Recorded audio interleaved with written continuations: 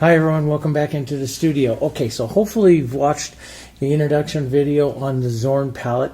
It's kind of an interesting one, and I don't use it that often. I haven't done any real detailed paintings with it, like I said, for about 8 to 10 years or so. But this one, this wolf, I think, will paint up very nice with it and give you some ideas for working with the Zorn palette. Okay, so what I have out here is my yellow oxide. Now, sometimes I will take this and spark yellow oxide up with a Hansa yellow or a Dark yellow. But since most of the yellows are suppressed within the painting, I think it's going to be fine. And his eyes, which really kind of glow this yellow color, I think that will be fine because of simultaneous contrast. We'll have that real dark ring around there, and that's just going to make this yellow oxide seem so bright. So I think we can get away with that. For the reds, however, I normally use like a naphtha red color, naphtha red. But today I think I'm going to go naphtha red light and red violet about 2 to 1 and mix this up. This gives me a red that is really, because the 2 to 1 is because the red violet is so much more powerful. You see, it's a real powerful, still a very, very powerful red. Take that off a little bit more. Let's come over here, just take that off a little bit more brown. So a little red, a little yellow right over here. And boy, that is that tone right in there. It's just amazing. That is that tone. Let's just take that off right in here and push some of that. And let's just go ahead and walk down just to get a feeling of how this palette's going to work for you if you've never done it. We'll pick up a little bit more yellow and then just a touch more red, and we'll toss in some of these other tones. This is the tree that's right here. We'll just toss in some of this other movement. See, that's just a real beautiful movement right in there. We don't have to get us some red and some yellows and a bit of the black into this lighter 3 or even a 4 right up there. Boy, that is just that color. It's amazing. You know, I chose this one just because it should be fairly easy for us to find these colors, you know, with this palette. And it's a good practice to learn these colors, and then, you know, we'll go try it on some other things like the flowers and stuff. Perfect lines and maybe some texture in. So I step back and I put everything in as blurry kind of as I can, and let's just yellow that up a bit, pull down, and at that angle here we've got a long way to go. Maybe break that just a bit. Sometimes you get some different values going in there, like to a real warm yellow, orange, maybe a bit of white, and we'll add just a touch of this brown. So it's right up here. Let's pull this value scale. What I'm looking at is basically these tones right in here. Boy, that's real close.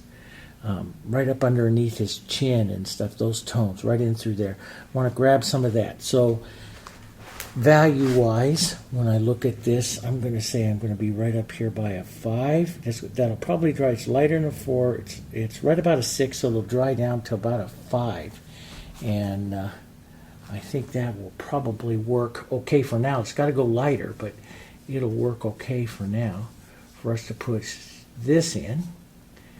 And so I'll just start to scumble this over as it heads to the lighter tone there, like that. So I'll pull that through, just drag that through like that. Okay, and let's get this even a little more yellow and get over maybe a bit of light into that too. A little bit of orange, a little bit of red to get that orangier tone. And let's get some of this into this area in here. And we'll, of course, do lots more, but kind of follow. And I want to let this kind of alla prima out. You know, I like how I did it on Watson. Reddish. Do you see that? Just a bit more of this other tone. So let's just take that color move over to our reds a little bit. Now, if your tones, I paint pretty fast, and so that's why my colors are always staying a little wet. Or you can add some extender to this to keep the areas wet and nice. But don't play around too much. All this is going to cover up. This is just a tonal map. It doesn't have to be perfect. It's our first look and takes us a little closer. So what you see here, is that's a little more lighter yellow, or that gets a little bit more reddish tone right here. And we'll drag that down and out here just a bit, okay?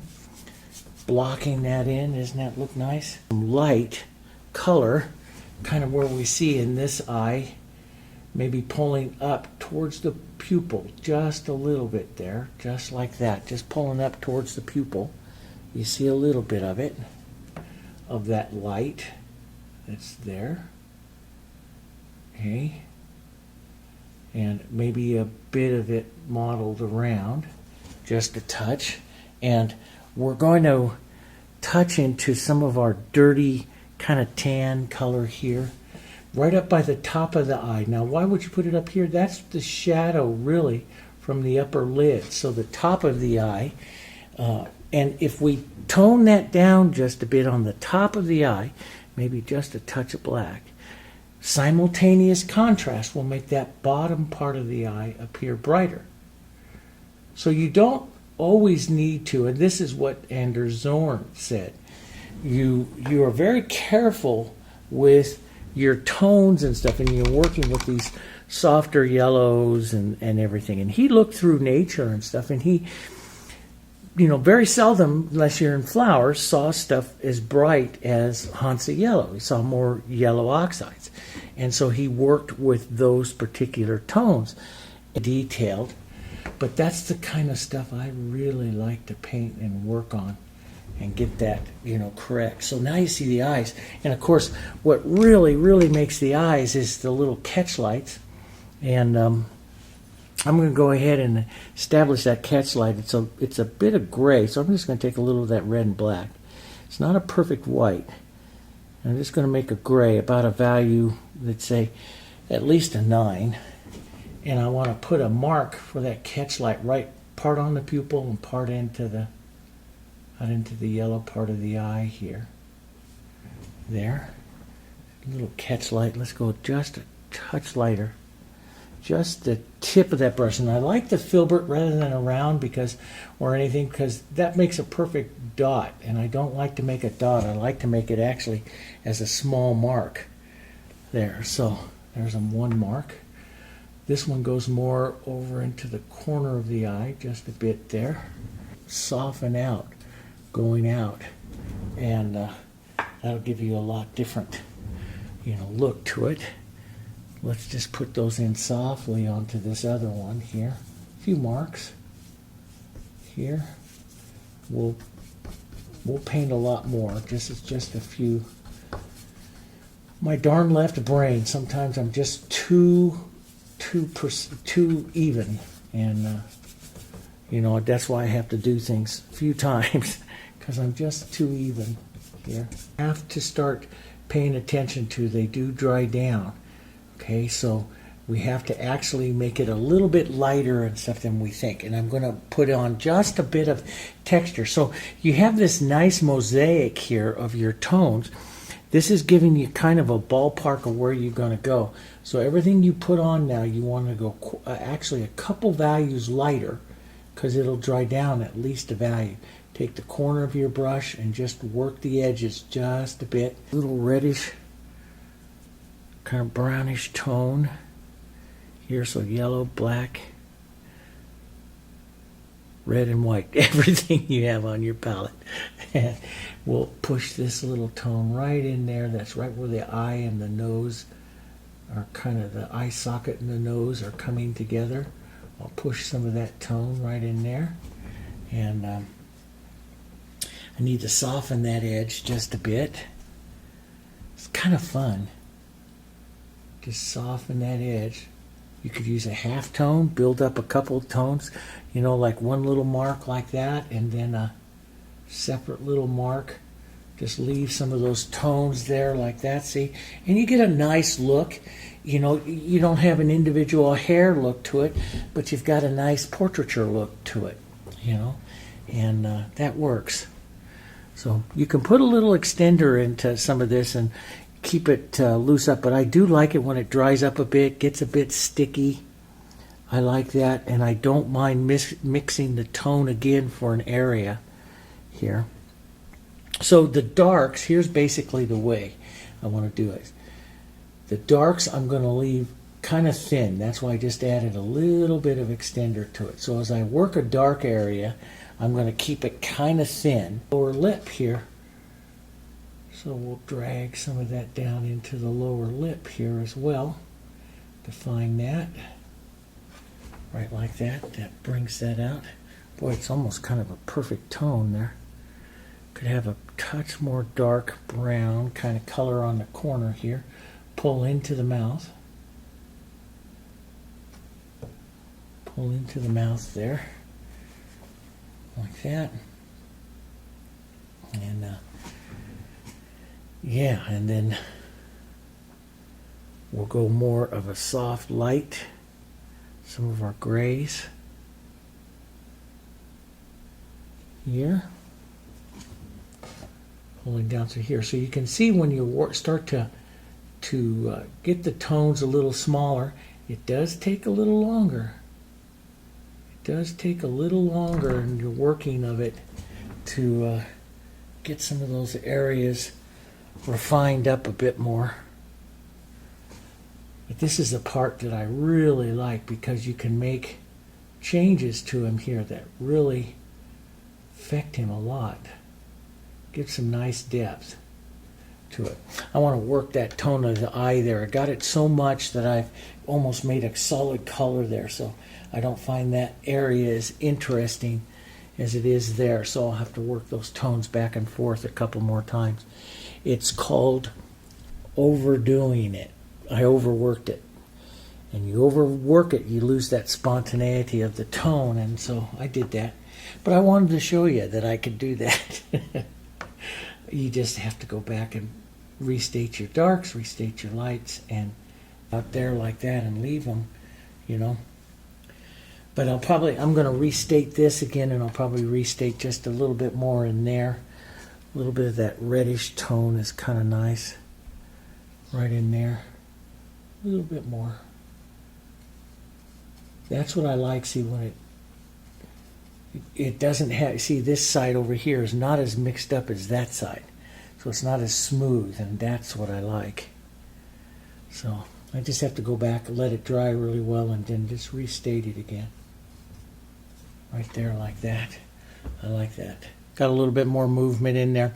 And then I start to look a little bit closer now into some of his facial features, stuff before we go into putting on more of the big alla prima to the outside. But I like everything here about his eyes. But this eye right here, that darker that I put up there, is a little bit more arched than what it is over there. Do you see that? That makes his eye opened up just a little bit more. Sometimes you don't catch that kind of stuff until you start saying, okay, this is stage 3. I want to start looking at smaller details, smaller colorings, you know, into your painting. So what I'm going to do is close that down, use some of the light color and close that down. So this is all nice and dry up in here. Normally I'd scrape it off, but I think I'll leave that because I love looking at some of all these other tones that are underneath there. So we're going to want kind of a warm gray tone. First we'll make kind of an orange color. Just a touch of black into that to help gray it up. We'll put that over here. And you can add a little extender on this, especially if I'm working on this real dry paint here. That'll just give it a little bit of moisture in there. And I'm going to come in and pull down into that. I'm using a small number 2 Fusion flat here. I'm going to pull down into that and kind of close that eye down just a little bit. See how that starts to change his expression? And it's the smallest little things that change these expressions on them. And soften that and restate that again just a bit. Ear over here. and start to set some of these lights in. And then I come back modeling through with some darks, and if I need to, I restate the lights again. So we'll restate some lights pulling back down in there, get some of that nice movement in that ear. Here, bigger kind of sweeping one coming down. A little stippling, just kind of stipple the edge of your brush in there. That's a good look as well. You can see it softens it, stipples it up. Just the corner of your brush. Kind of stipple. There, just a touch more. There, like that. I think that's pretty good there. I do like this. I mean, you know, I could, there's a couple of places here where this light tone from his hair is dragging down over this band, so you can emulate that just by lightly feather touching the fusion right there like that and dragging over. It does a really good job. It actually, the fusion, I like it better than like a bristle. You would think a bristle or something, you know, spread the hairs out a little bit and stuff. But the fusion, when you do stuff like that, it's just amazing. If the paint is a little bit dry, not super wet, and the paint is a little bit dry, not super wet, and you know, you use just a little bit of it in the brush. Just let it just lightly drag the hair there. Just lightly like that. Pull slow. Pull slow. Slow down inside, pull slow. Softer out over here, which is kind of like in the photo, and I didn't put in quite as many marks because I started to, and then I just took them out because I feel it was taken away from him just a little bit too much. But overall, I'm kind of happy with it. Now I want to come in here, soften just a bit of our alla prima and put some of the big fur strokes in on him as well. So, and I might just start out with, this is really dry, so it's a little hard right in there to get. I might just start out, I want to work the oranges and the yellows and stuff here, so it'll probably be easier to do that on the drier place of my palette. And that's what I was going to do. I was going to put out some more yellow oxide here as I work this as well. And I'm going to use a little bit of extender, 3/4 inch brush, a little bit of extender to thin it out a bit and slide, and it will keep it a bit wet for a while. And I don't want to keep it wet forever, but a little while is okay. So some nice kind of warm, dirty kind of oranges here. We'll restate some of that, almost like a wash here over some of those areas. We want to get really loose with our brush work. Some of this goes right over this dark, which is kind of nice here. We'll restate our darks as well there. So some of this I might bring out a little bit more. There's some lights we might bring out a bit here, coming up over that dark here. Let's bring this light out just one more time here. There we go. And small little ones, boom, coming right out from his face there, into his face a bit.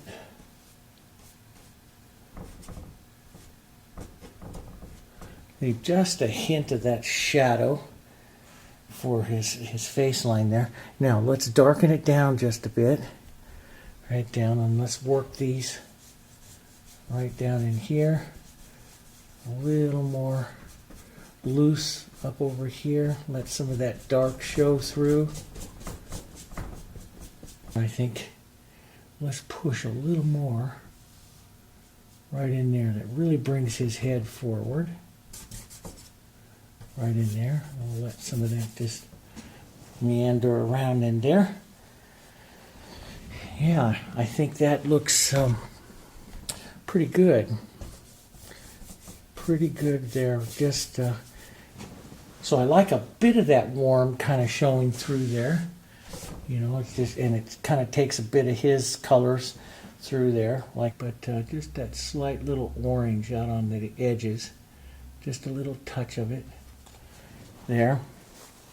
But you see that that really kicks those eyes, and if I put just the tiniest bit of white into that Hansa, this yellow, and hit that as a small reflection right down here at the very bottom, just a little touch, you'll get that even just a touch closer to his eyes.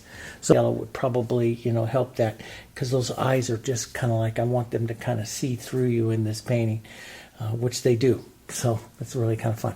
So, you know, the Zorn palette is great. You can adjust it. We're going to go do a floral also with this, and I'm going to move to having yellow oxide and Hansa together, and having the naphtha red light, and maybe a quinacridone or a red violet separate from that, and work the two cools, but still using basically the hue of red and yellow, black, and white. And we'll paint those other Zorn flowers that I showed you about, and show you some other ways to use the Zorn palette. I've done quite a bit with it, and it's quite a lot of fun. Okay? All right, we'll do some of those here in the next week or so. And so give this a try. It's a lot of fun. Okay, I'll see you on the next one.